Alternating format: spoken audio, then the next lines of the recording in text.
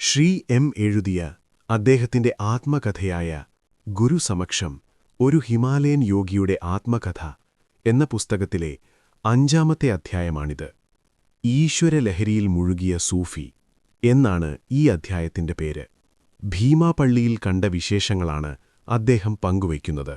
നമുക്ക് പുസ്തകത്തിലേക്ക് പോകാം.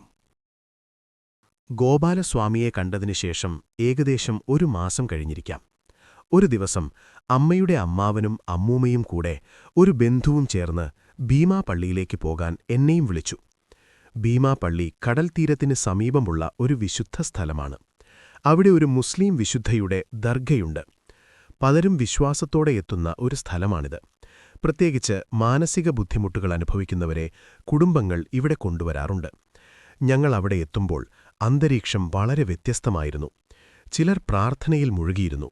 ചിലർ അതീവ വിഷമാവസ്ഥയിൽ നിലവിളിക്കുകയും വിചിത്രമായി പെരുമാറുകയും ചെയ്തു.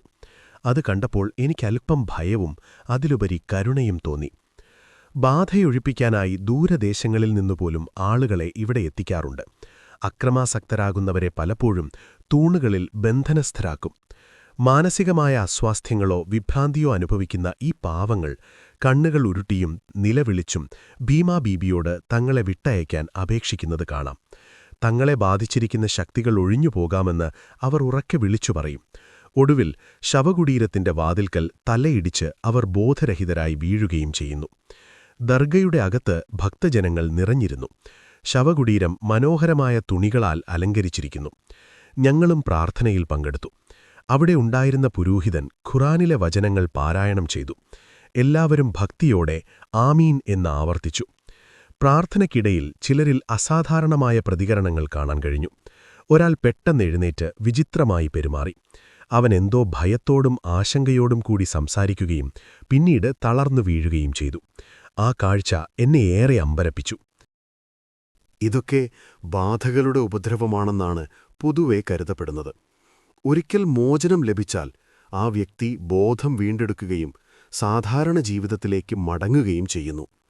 വിശുദ്ധയായ ഭീമാബീബിയുടെ ഇടപെടലിലൂടെയാണ് ഈ രോഗശാന്തി ലഭിക്കുന്നതെന്നാണ് ഭക്തരുടെ വിശ്വാസം. ഇതുമായി ബന്ധപ്പെട്ട ഐതിഹ്യം ഇങ്ങനെയാണ്. ഭീമാബീബിയുടെയും മകന്റെയും ഭൗതിക ശരീരങ്ങളടങ്ങിയ ശവപ്പെട്ടികൾ അറബിക്കടലിലെ തിരമാലകളിൽപ്പെട്ട് ഒഴുകി ഒടുവിൽ ഭീമാപള്ളി നിൽക്കുന്ന തീരത്തടിഞ്ഞു. പ്രദേശവാസികൾ അവിടെ അവർക്കായി ഒരു മക്ബറ അഥവാ കുടീരം നിർമ്മിച്ചു. ആ പുണ്യസ്ഥലത്ത് സ്പർശിക്കുന്നതോടെ മാനസിക അസ്വാസ്ഥ്യങ്ങൾ മാറുന്നതായി അനുഭവപ്പെട്ടു. അറേബ്യയിൽ നിന്നെത്തിയ മഹദിയാണ് ഭീമാബേബിയെന്ന് ഇവിടുത്തെ മുസ്ലിം മത്സ്യത്തൊഴിലാളികൾ വിശ്വസിക്കുന്നു. ഈ ശവകുടീരത്തിനനുബന്ധമായി നിർമ്മിച്ച പള്ളിയാണ് ദർഗ എന്നറിയപ്പെടുന്നത്. ഞങ്ങളൊരു വെള്ളിയാഴ്ചയാണ് ദർഗ സന്ദർശിക്കാനെത്തിയത്. കടൽത്തീരത്തെ മണൽപ്പരപ്പിലൂടെ നടക്കുമ്പോൾ പകലിന്റെ ചൂട് മണൽത്തരികളിൽ ബാക്കിയുണ്ടായിരുന്നു. രോഗികൾക്കും അവർക്കൊപ്പം എത്തുന്നവർക്കുമായി ദർഗയുടെ പരിസരത്ത് ധാരാളം ചെറിയ ലോഡ്ജുകൾ സൗകര്യപ്പെടുത്തിയിട്ടുണ്ട്. അവിടെ അങ്ങിങ്ങായി കണ്ട തെങ്ങുകളിലും കൽത്തൂണുകളിലും അക്രമാസക്തരായ ചില രോഗികളെ ചങ്ങലയിൽ ബന്ധിച്ചിരിക്കുന്നത് കാണാമായിരുന്നു. അസ്ഥിപഞ്ജരം പോലെ മെലിഞ്ഞൊട്ടിയ പലരുടെയും അവസ്ഥ കണ്ടു നിൽക്കാൻ പ്രയാസകരമായിരുന്നു. അവരുടെ ദയനീയമായ നോട്ടം ഉള്ളുലയ്ക്കുന്നതായിരുന്നു. കൂട്ടത്തിൽ ചങ്ങലക്കിട്ട ഒരു സ്ത്രീ വിചിത്രമായി കണ്ണുകൾ ചലിപ്പിച്ചുകൊണ്ട് എന്തൊക്കെയോ പിറുപിറുക്കുന്നത് കണ്ടു പേടിച്ച് മാമി നിലവിളിച്ചോടി. അതുകണ്ട് മറ്റുള്ളവർ ചിരിച്ചെങ്കിലും ആ പാവങ്ങളോടുള്ള സഹതാപമാണ് എന്റെ മനസ്സിൽ നിറഞ്ഞത്. തുടർന്ന് ഞങ്ങൾ ദർഗയ്ക്കുള്ളിലേക്ക് കടന്നു. മതിൽക്കെട്ടിനുള്ളിലെ ശവകുടീര പരിസരം ഭക്തരെയും രോഗികളെയും കൊണ്ട് നിറഞ്ഞിരുന്നു. പച്ച നിറത്തിലുള്ള സാറ്റിൻ തുണികൊണ്ട് കുടീരം മനോഹരമായി മൂടിയിരിക്കുന്നു. ചുവന്ന വെൽവെറ്റ് കർട്ടനുകളും അവിടെ തൂക്കിയിട്ടുണ്ട്. പള്ളിക്കുള്ളിലെ പച്ചയും നീലയും കലർന്ന ബൾബുകളുടെ പ്രകാശം അവിടെയൊരു പ്രത്യേക അന്തരീക്ഷം സൃഷ്ടിക്കുന്നുണ്ടായിരുന്നു. അതിനിടയിൽ സാധാരണക്കാരനായി തോന്നിച്ച ഒരു മധ്യവയസ്കൻ പെട്ടെന്ന് അസാധാരണമായി പെരുമാറാൻ തുടങ്ങിയത് ഞങ്ങളെ ഞെട്ടിച്ചു. അയാൾ വട്ടത്തിൽ കറങ്ങിക്കൊണ്ട് ചുറ്റുമുള്ളവരെപ്പോലെ വിചിത്രമായ ശബ്ദങ്ങൾ പുറപ്പെടുവിച്ചു.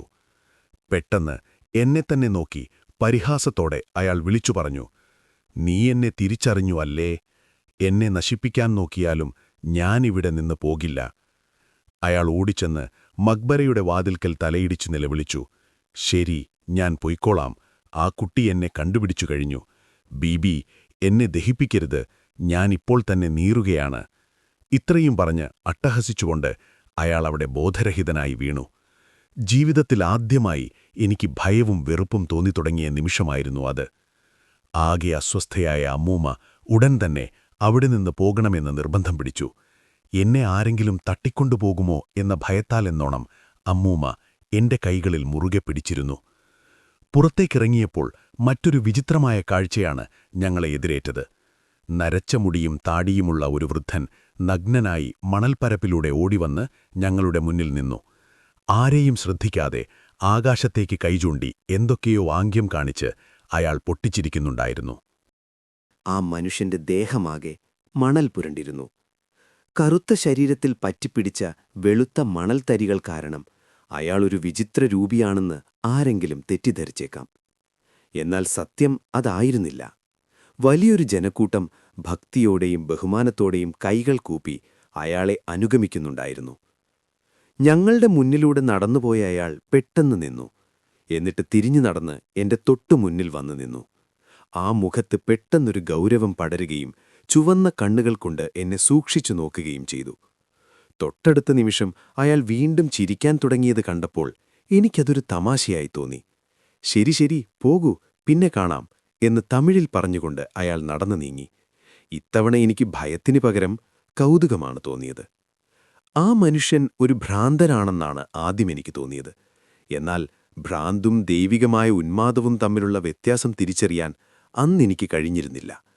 പിന്നീടെന്റെ അമ്മാവനാണ് അദ്ദേഹം കാലടി മസ്താൻ എന്നറിയപ്പെടുന്ന ഒരു സിദ്ധനാണെന്ന് പറഞ്ഞു തന്നത്. ഈശ്വരഭക്തിയിൽ മുഴുകി ബാഹ്യലോകത്തെക്കുറിച്ചുള്ള സകല ബോധവും മറന്ന അവസ്ഥയിലായിരുന്നു അദ്ദേഹമെന്നും അമ്മാവൻ വിശദീകരിച്ചു. ചില വിശുദ്ധന്മാർ ഇങ്ങനെയൊക്കെയാണെന്ന് അദ്ദേഹം പറഞ്ഞെങ്കിലും എനിക്കൊന്നും മനസ്സിലായില്ല. എന്തുകൊണ്ടാണ് അദ്ദേഹം വസ്ത്രം ധരിക്കാത്തത് എന്ന് ഞാൻ ചോദിച്ചു. അതിന് അമ്മാവൻ നൽകിയ മറുപടി ഇതായിരുന്നു: അതെനിക്കറിയില്ല.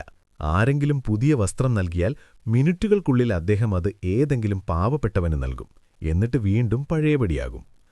ആ മറുപടി കേട്ടപ്പോൾ എനിക്ക് അദ്ദേഹത്തോട് അസൂയ തോന്നി. വേനൽക്കാലത്ത് വസ്ത്രം ധരിക്കുന്നത് എനിക്കും ഇഷ്ടമായിരുന്നില്ല. എന്റെ വസ്ത്രങ്ങളും ആർക്കെങ്കിലും ദാനം ചെയ്ത് പൂർണ്ണ സ്വാതന്ത്ര്യത്തോടെ നടക്കാൻ ഞാനും ആഗ്രഹിച്ചു. പക്ഷേ ലോകം എന്നിൽ നിന്ന് പ്രതീക്ഷിക്കുന്നത് മാന്യമായ പെരുമാറ്റമാണെന്ന് എനിക്കറിയാമായിരുന്നു. പോകൂ, പിന്നീട് വരാമെന്ന് അദ്ദേഹം അന്ന് പറഞ്ഞ വാക്കുകൾ വർഷങ്ങൾക്ക് ശേഷം അന്വർത്ഥമായി. ആ കഥ മറ്റൊരധ്യായത്തിനായി ഞാൻ മാറ്റിവെക്കുന്നു. ഈ ഭാഗം ഇവിടെ അവസാനിക്കുന്നു. നിങ്ങളുടെ വിലപ്പെട്ട അഭിപ്രായങ്ങൾ കമന്റ് ബോക്സിൽ ഷെയർ ചെയ്യുമല്ലോ.